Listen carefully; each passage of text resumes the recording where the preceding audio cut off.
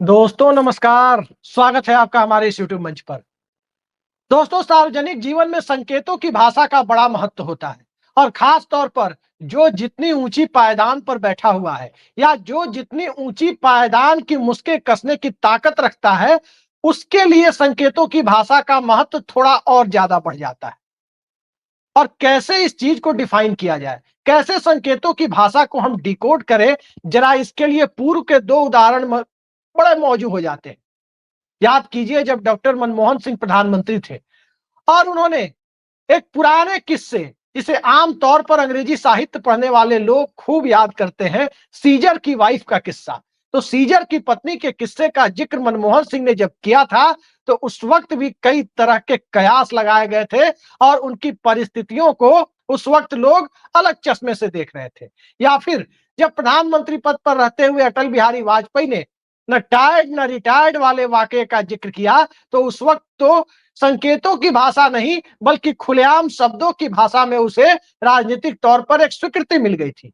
लेकिन अब संकेतों की भाषा शब्दों में बयां होकर जुबान के बाहर आ रही है, तो कहीं ना कहीं इसके अलग मायने और कुछ अलग किस्म के मायने इस रूप में कि सत्ता को इशारा है, गुजरात लॉबी को इशारा है, सत्ता के शीर्ष पर बैठे हुए व्यक्ति को इशारा है। बात मोहन भागवत की हो रही है। नागपुर के कार्यक्रम में मोहन भागवत ने एक बड़ा दिलचस्प बयान दिया है। कार्यक्रम था संघ के पुराने नेता मोरोपंत पिंगले के ऊपर लिखी गई एक किताब का। मोरोपंत पिंगले कौन थे, क्या थे, ये सभी जानते हैं। संक्षेप में इतना बता दें कि संघ के बड़े नेता थे, आरएसएस के एक बड़े चेहरे में शुमार थे और अयोध्या आंदोलन से भी वो जुड़े हुए थे, अयोध्या विवाद से भी वो जुड़े हुए थे। और शरद पवार ने अपनी किताब ऑन माई टर्म्स में उनका जिक्र किया है कि मोरोपंत पिंगले के साथ अच्छे संबंधों की वजह से 90 के दशक की शुरुआत में उस वक्त के प्रधानमंत्री चंद्रशेखर ने अयोध्या विवाद सुलझाने के लिए जो 3 मुख्यमंत्रियों की कमेटी बनाई थी, उसमें यूपी के मुख्यमंत्री मुलायम सिंह यादव को तो रखा ही था।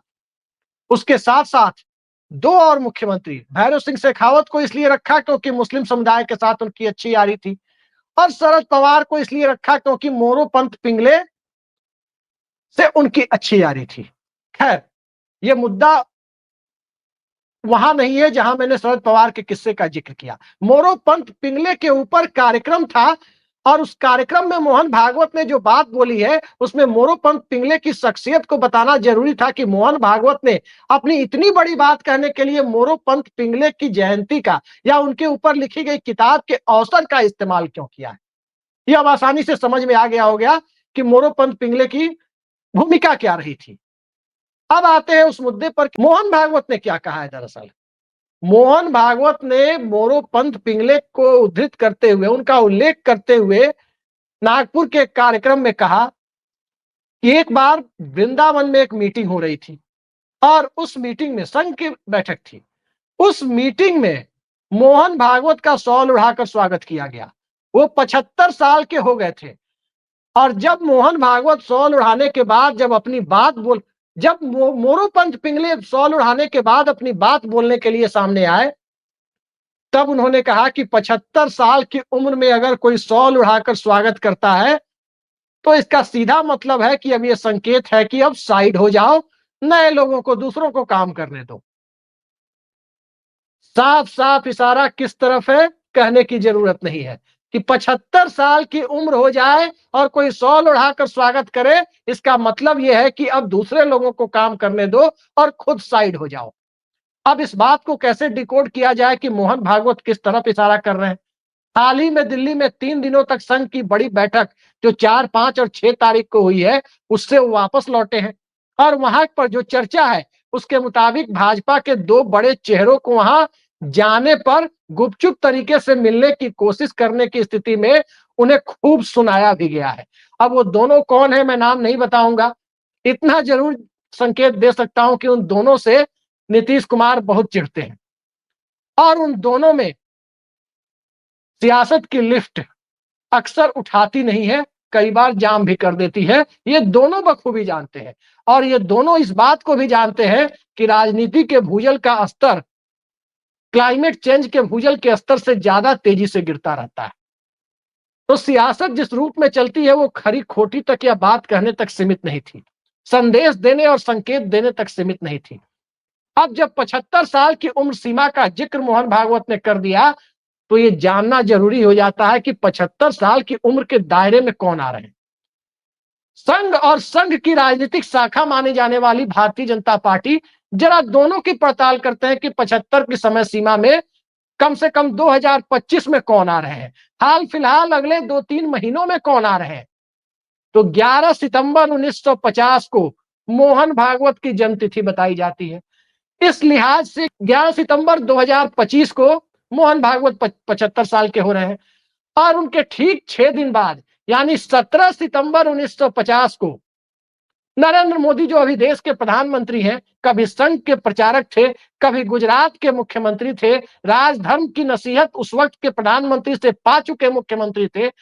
उन्होंने उनकी जन्मतिथि 17 सितंबर 1950 है और वो मोहन भागवत के ठीक 6 दिन बाद यानी 17 सितंबर 2025 को 75 साल पूरे कर रहे हैं। अब सवाल ये उठता है कि मोहन भागवत ने किसके रिटायरमेंट की बात की है। जहां तक बात संघ की है, तो संघ की रिटायरमेंट की बात करें तो संघ के सरसंघचालकों को आप देखें तो हेडगेवार रिटायर नहीं हुए, गोलवलकर रिटायर नहीं हुए, लेकिन स्वास्थ्य कारणों से बाला साहब देवरस रिटायर हुए। स्वास्थ्य कारणों से और परिस्थिति जन्य हालातों से रज्जू भैया रिटायर हुए, पद छोड़ा उन्होंने। केसी सुदर्शन रिटायर हुए। मोहन भागवत कहीं खुद के रिटायरमेंट का जिक्र तो नहीं कर रहे। अगर मोहन भागवत 11 सितंबर को खुद के रिटायरमेंट का संकेत दे रहे हैं, तो कहीं ना कहीं मौजूदा सत्ता के शीर्ष पर बैठे गुजरात के पूर्व मुख्यमंत्री और मौजूदा प्रधानमंत्री नरेंद्र मोदी के ऊपर एक बहुत गहरा दबाव है कि जिस तरह से संघ के सरसंचालक 75 साल की उम्र में रिटायर हो सकते हैं, जिस तरह से 75 प्लस का अघोषित क्राइटेरिया लगाकर भाजपा के शीर्ष नेताओं को मार्गदर्शक मंडल में बिठाया जा सकता है, क्या उस मार्गदर्शक मंडल के सदस्यों की संख्या में वृद्धि करने के लिए नरेंद्र मोदी के पास उपयुक्त समय आ गया है? क्या 17 सितंबर को नरेंद्र मोदी को भी रिटायर हो जाना चाहिए? ये तमाम सवाल अब उमड़ने घुमाने लगे हैं और तमाम सवाल इस रूप में नहीं उमड़ घुमा रहे हैं जिस रूप में लोग उसे देख रहे हैं। आखिर क्या जरूरत थी मोरोपंत पिंगले के बारे में इस किस्से का जिक्र करने की मोहन भागवत को? मोरोपंत पिंगले संघ के बड़े नेता थे और उनके बारे में ऐसे सैकड़ों हजारों किस्से होंगे जो मोहन भागवत जानते होंगे, लेकिन इसी किस्से का जिक्र उन्होंने क्यों किया? ये समझने वाले सभी आसानी से समझ सकते हैं। जो ना समझे वो अनाड़ी है, जो समझ गए वो ठीक। वो कहावत यहां बिल्कुल चरितार्थ बैठती है, क्योंकि संघ और भाजपा के रिश्ते पिछले कुछ दिनों से बयानों के आधार पर आकलन करें तो उस रूप में नहीं दिखाई देते जिस रूप में लोग आमतौर पर देखने के अभ्यस्त हैं। जब संघ मुक्त भारत की बात, जब कांग्रेस मुक्त भारत की बात कही जा रही थी भाजपा के बड़े नेताओं के द्वारा, तब भी मोहन भागवत का यह बयान आया था कि कांग्रेस के बिना हम भारत में लोकतंत्र की कल्पना नहीं कर सकते। खुला बयान मोहन भागवत का आया था। ठीक इसी तरह से कई बार जब एक तरह से अति को, हद को पार करते हुए एक चुनावी हिंदुत्व का दायरा बहुत आगे बढ़ता हुआ दिखाई देता है, तब भी मोहन भागवत का बयान भाजपा के नेताओं के बयान से इतर आया। इसका मतलब ये कतई नहीं है कि संघ अपने एजेंडे से हट गया। और संघ का जो एजेंडा है, जो भारतीय जनता पार्टी का एजेंडा आप देख रहे हैं, बिल्कुल उससे मिलता जुलता हुआ एजेंडा है।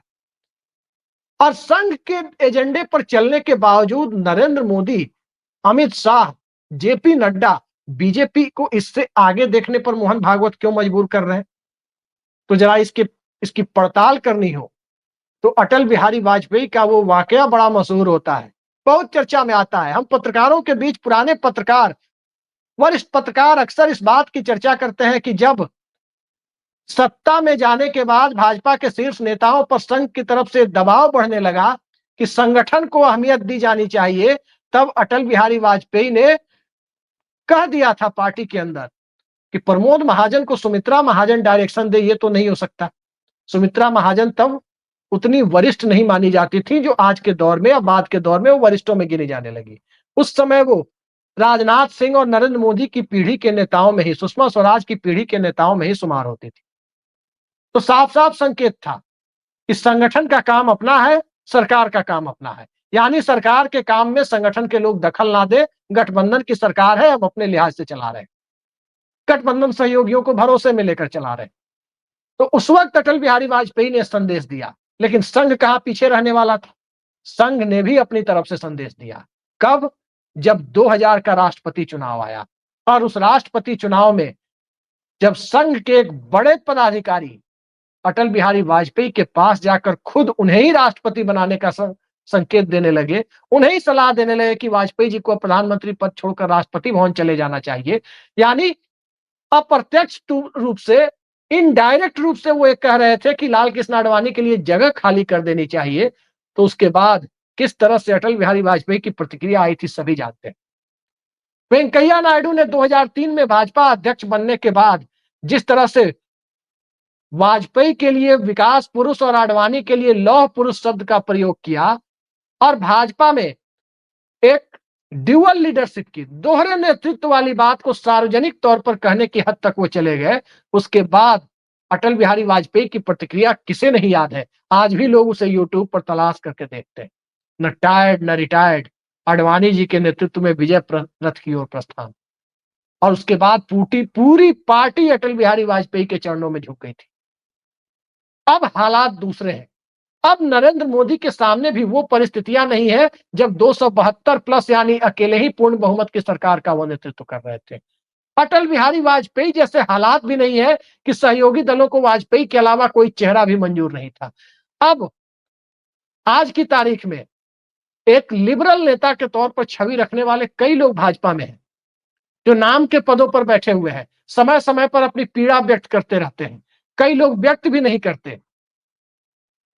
कई लोग उसमें पार्टी के राष्ट्रीय अध्यक्ष भी रह चुके हैं, मुख्यमंत्री भी रह चुके हैं, मंत्री भी हैं और मंत्री के तौर पर उनके कामों को अक्सर सरकार गिनाती भी है, भले ही क्रेडिट मोदी जी को देती है।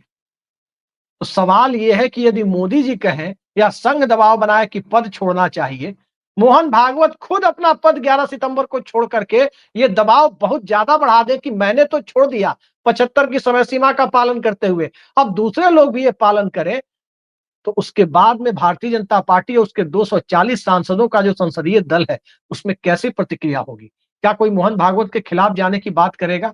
स्वाभाविक है कि नहीं करेगा। और जब संघ का नया निजाम आएगा, वो भारतीय जनता पार्टी के साथ किस तरह के रिश्तों को अहमियत देगा, कम से कम मौजूदा नेतृत्व के साथ किस तरह के रिश्तों को अहमियत देगा, ये भी देखा जाना है। और इन सब के बीच 75 साल चाहे नरेंद्र मोदी को के हो या मोहन भागवत के हो, ये पूरे होने में अभी 2 सवा 2 महीने का वक्त है। 2 महीने का वक्त है अभी। लेकिन उसके पहले भारतीय जनता पार्टी को अपना नया राष्ट्रीय अध्यक्ष चुनना है। आधे राज्यों में यानी 50% राज्यों में भाजपा संगठन के चुनाव पूरे हो चुके हैं और बीजेपी के संविधान में जो बाध्यता है कि कम से कम आधे राज्यों में, देश के आधे राज्यों में संगठनात्मक चुनाव जब हो जाए तो राष्ट्रीय अध्यक्ष का चुनाव कराया जा सकता है। राष्ट्रीय अध्यक्ष अभी एक्सटेंशन पर चल रहे हैं। केंद्र में स्वास्थ्य मंत्री के साथ साथ राष्ट्रीय अध्यक्ष की जिम्मेदारी भी संभाल रहे हैं। पार्टी का स्वास्थ्य गिरता जा रहा है। संघ के साथ संबंधों के पैरामीटर पर वहां लगातार रस्साकसी दिखाई दे रही है। तो इन सब परिस्थितियों में राष्ट्रीय अध्यक्ष का चुनाव ही वो पहली झलक होगी जिसमें ये पता चलेगा कि आखिर मोदी शाह अपनी ताकत को और बढ़ा रहे हैं, संघ प्रमुख की बातों को दरकिनार करते हुए, उन्हें एक तरह से अनसुना करते हुए 75 वाली टाइम लिमिट को अटल आडवाणी और मुरली मनोहर जोशी या यशवंत सिन्हा, जसवंत सिंह तक ही सीमित रखते हुए मोदी जी को उससे अपवाद स्वरूप आगे निकालने की कोशिश करते हुए अपनी ही चलाने की कोशिश करते हैं या संघ की पसंद का अध्यक्ष सामने लाते हैं, ये बड़ा सवाल होगा। पहले भी कई बार मैं आपको बता चुका हूं कि अब 2023 के पहले का भारत नहीं है। आज के भारत में संसदीय दल पर किसी भी व्यक्ति को अपना पकड़ रखने के लिए या विधायक दल पर किसी भी नेता को अपना पकड़ रखने के लिए विधायकों की बड़ी तादाद को या सांसदों की बड़ी तादाद को अपने पक्ष में रखना होता है।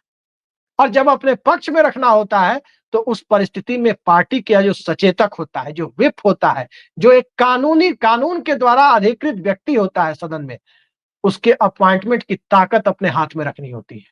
लेकिन महाराष्ट्र मामले पर, उद्धव ठाकरे के शिवसेना और एनसीपी के टूटने वाले मामले पर जिस ढंग से चंद्रचूड़ की संविधान पीठ ने फैसला दिया, उसके बाद से जो अध्यक्ष होगा, जो आला कमान होगा, वही व्हिप अपॉइंट करेगा। अगर अध्यक्ष मोदी शाह की मर्जी का नहीं होगा, तो अपनी मर्जी का व्हिप अपॉइंट करेगा। अपनी मर्जी से संसदीय दल की बैठक बुलाकर कैप्टन अमरिंदर सिंह की तरह रुखसती का फरमान भी जारी करा सकता है। लेकिन याद रखिए, वो कांग्रेस पार्टी है। वहां ये चीज संभव है कि नेता को बताए बिना रुखसती का फरमान जारी हो जाए। भारतीय जनता पार्टी में संभव नहीं है, क्योंकि भारतीय जनता पार्टी में कहा जाता है कि जब तक रीढ़ नहीं झुकती है, तब तक संघ की शाखा में दीक्षित नहीं माना जाता व्यक्ति को। रीढ़ झुकाने की जो आदत है, वो आदत जब शाखा से ही निकल करके आ जाती है, तो उसके बाद मोदी शाह के सामने कोई तन करके खड़ा हो जाए, नेतृत्व के सामने कोई तन करके खड़ा हो जाए, ये भला कैसे हो सकता है? और खासकर सत्ता रहते हुए, खासकर जब भारतीय जनता पार्टी विपक्ष में रहती है, तब तो तनकर खड़ा होने की परंपरा रही है। जिन्ना विवाद में आडवाणी के खिलाफ पूरी पार्टी खड़ी हो गई। लेकिन यदि आडवाणी देश के प्रधानमंत्री होते, और कल्पना कीजिए कि जिन्ना विवाद हुआ होता, तो जितने लोग आडवाणी के खिलाफ खड़े हुए थे, उसमें से 99% लोग आडवाणी के खिलाफ जुबान खोलने की हिम्मत नहीं रखते। ये भारतीय जनता पार्टी का वर्क कल्चर है। सत्ता चली जाती है, तब तो मीडिया के कैमरे के सामने उमा भारती शीर्ष नेताओं की मौजूदगी में जो मर्जी वो कहते हुए निकल जाती है। लेकिन सत्ता में होने के बाद की परिस्थितियों में संघ की भी, या मोहन भागवत जो संकेत दे रहे हैं, उसकी भी कितनी सुनवाई होनी है, इसकी सहज ही कल्पना की जा सकती है। लेकिन एक बात तो तय है कि संघ प्रमुख ने जो बात 75 साल वाली कही है, वो 75 साल वाली बात क्यों कही है, वो 80 साल वाला भी कोई उदाहरण सुना सकते थे, वो 90 साल वाला भी कोई उदाहरण सुना सकते थे। 75 वाली बात ही क्यों कही है, और वो खासकर तब जब मोहन भागवत और नरेंद्र मोदी दोनों उम्र के मामले में लगभग एक ही पायदान पर खड़े हो। इसका मतलब आसानी से समझा जा सकता है। तो देखते हैं, इंतजार करते हैं क्या होता है। फिलहाल तो यही दिखाई दे रहा है कि 75 प्लस के नेताओं को सार्वजनिक जीवन छोड़ने का दबाव संघ के अंदर भी और भाजपा के अंदर भी बढ़ने की खबरें अब पुष्ट होती जा रही है। फिलहाल के लिए इतना ही। नमस्कार।